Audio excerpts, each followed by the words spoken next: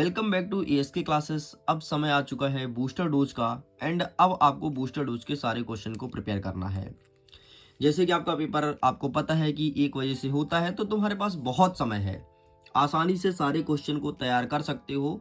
तैयार नहीं कर सकते तो एक नज़र तो देख ही सकते हो सारे क्वेश्चन को।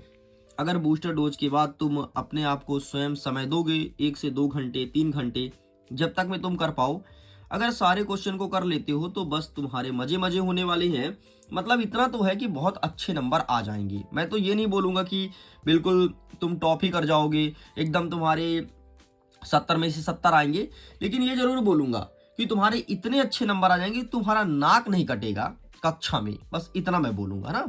मतलब जैसे तुम्हारा आ गया 70 में से तुम्हारा 55 नंबर, 60 नंबर, ठीक है, इतने नंबर तक आराम से आ सकते हैं अगर इस वीडियो को देखते हो तो। चलो आगे बढ़ते हैं, फटाफट क्वेश्चंस को कवर करते हैं। क्लास 11th के केमिस्ट्री विषय के लिए होना है। अगर आपका पेपर आज केमिस्ट्री का है तो आपके लिए वीडियो काफ़ी इंपॉर्टेंट है, आप अपने मित्रों को साझा कर सकते हैं। पहला नंबर कहता है कि मोल क्या है, वह मूलानुपाती सूत्र किसे कहते हैं, ये आपके एग्जाम में देखने को मिलेगा। नेक्स्ट कहता है मोलरता एवं मोललता में अंतर स्पष्ट कीजिए, क्या होता है मोलरता, क्या होता है मोललता, ठीक है, ये हमारे एग्जाम में आ रहा है। नेक्स्ट कहता है गुणित अनुपात का नियम क्या है, ठीक है, गुणित अनुपात का नियम क्या है समझाइए, ये हमारे एग्जाम में देखने को मिलेगा। नेक्स्ट कह रहा है कि किसी पदार्थ का अणुसूत्र उसके मूलानुपाती सूत्र से किस प्रकार संबंधित होता है, ठीक है, इसे प्रिपेयर कर लेने। सारे क्वेश्चंस 2 नंबर के रहने वाले हैं।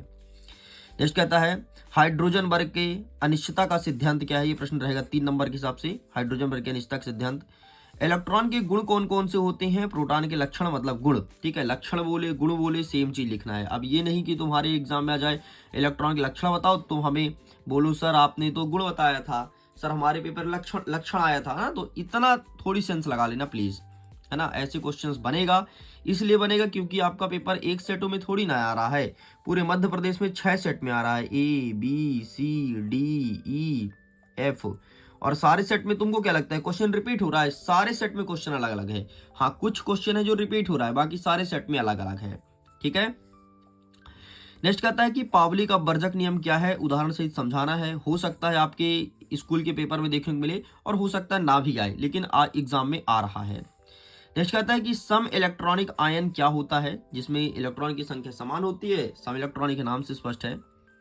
N+L नियम क्या है, वह अफवाहु का नियम क्या है, ठीक है, अफवाहु और N+L नियम अलग है, ये नियम अलग है, ये नियम अलग है।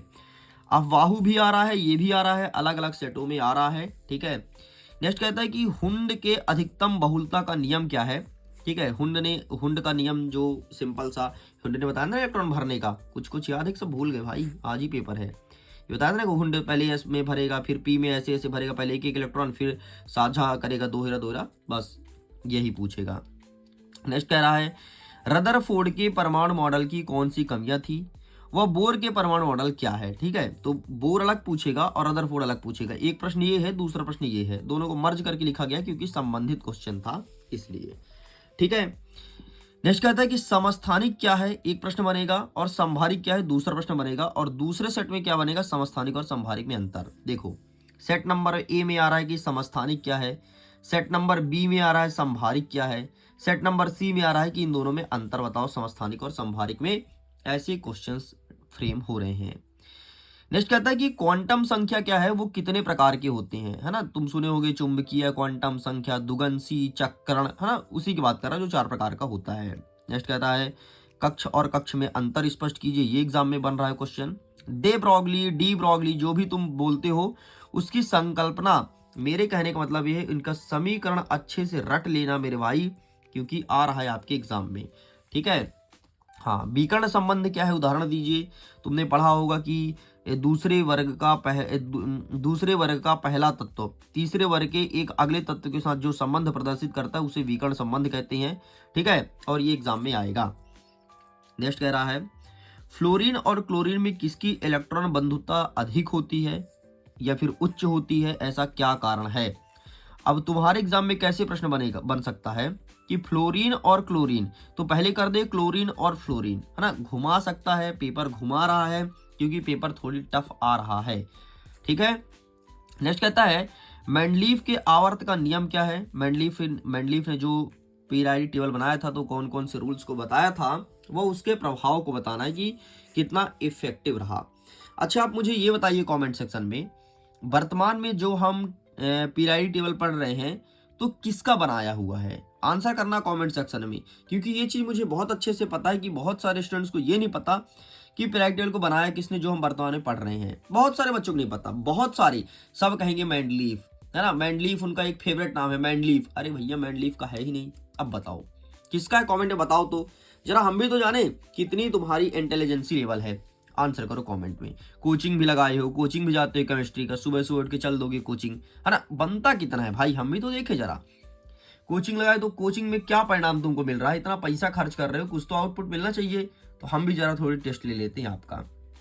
नेक्स्ट कहता है कि पी ब्लॉक का तत्व क्या है, इसके प्रमुख लक्षण क्या है? तो देखो यार, पी और डी तुम्हारे एग्जाम में आता है, कुछ सेटों में पी आएगा तो कुछ सेटों में डी आएगा। ध्यान सुन लो, डी ब्लॉक ये पढ़ लेना भैया। अंतर संकरण तत्व क्या है, इसके सामान्य गुण बताओ, ये एफ ब्लॉक कहलाता है। नेक्स्ट कहता है आयनन ऊर्जा से आप क्या समझते हैं, इसको प्रभावित करने वाले कारक कौन से हैं, हमें कारक बताना है। एकाकी इलेक्ट्रॉन युग्म से क्या आशय है, क्या होता है एकाकी इलेक्ट्रॉन युग्म। नेक्स्ट कहता है HF और HI अणु में अधिक ध्रुवीयता है क्यों? ठीक है, HF और HI में अधिक ध्रुवीयता किसमें है, ये हमारे एग्जाम में देखने को मिलेगा। नेक्स्ट कहता है द्विध्रुव आघूर्ण से क्या आशय है, क्या होता है द्विध्रुव आघूर्ण, इसे भी प्रूव करना है। चलो, बहुत सारे क्वेश्चन हमारे कंप्लीट हो गए हैं, लगभग हमने 60% क्वेश्चन को कर लिया भाई। नेक्स्ट कहता है कि सिग्मा और पाई बंध में अंतर स्पष्ट करो। ये पाई है, ठीक है, सिग्मा और पाई बंध में अंतर स्पष्ट करो। आबंध कोटि सारे सेटों में नहीं आ रहा, इसलिए छोड़ सकते हो, बाकी सिग्मा पाई मत छोड़ना। नेक्स्ट कह रहा है कि NH3 मतलब अमोनिया और NF3 में किसमें अणु में द्विध्रुव आघूर्ण अधिक है और क्यों? वैद्युत संयोजी यौगिक तथा सह संयोजी में अंतर बताना है कि क्या होता है वैद्युत संयोजी, क्या होता है सह संयोजी। ठीक, इसमें अंतर स्पष्ट कीजिए। नेक्स्ट कह रहा है CH3 NH3 VSEPR सिद्धांत के आधार पर अणुओं की आकृति बनाइए। पूछेगा कि बताओ NH3 की आकृति कैसी होती है, तुम बताओगे बढ़िया कि sp3 होती है। ठीक, ऐसे क्वेश्चंस एग्जाम में बनेगा, मैं एग्जाम्पल आपको दे रहा हूं। नेक्स्ट कह रहा है कि ऊष्माक्षेपी अभिक्रिया क्या है, ये हमें बताना है, और साथ में ऊर्जा संरक्षण का नियम 100% सारे सेटों में आ रहा है, ऊर्जा संरक्षण का नियम। ठीक है, तो ये तैयार करना है और ऊष्माक्षेपी भी तैयार करना है। आपको पता है ऊर्जा संरक्षण का नियम अभी हाल ही में कक्षा 10वीं के विज्ञान के पेपर में भी आया था। हैश का नियम क्या है, और आपको बताना है एक नेक्स्ट दूसरा प्रश्न। ठीक है, ये और नहीं होगा, ये दूसरा प्रश्न है कि P डेल V बराबर nRT, मतलब कुछ नहीं यार, आदर्श गैस समीकरण PV बराबर nRT, इसको प्रूफ करना है, बस यही पूछा है हमारी परीक्षा में। ऊष्माधारिता क्या है, 2 नंबर का प्रश्न बनेगा। साथ में Cp माइनस CV बराबर R, इस व्यंजक को स्थापित करना है। नेक्स्ट कह रहा है सिद्ध करना है कि डेल H बराबर del U plus P del V, ये हमें प्रूफ करना है। मुक्त ऊर्जा किसे कहते हैं? ठीक है, मुक्त ऊर्जा फ्री एनर्जी क्या होता है। नेक्स्ट कह रहा है लुईस अम्ल और लुईस क्षार से क्या आशय है, ये एग्जाम में आएगा।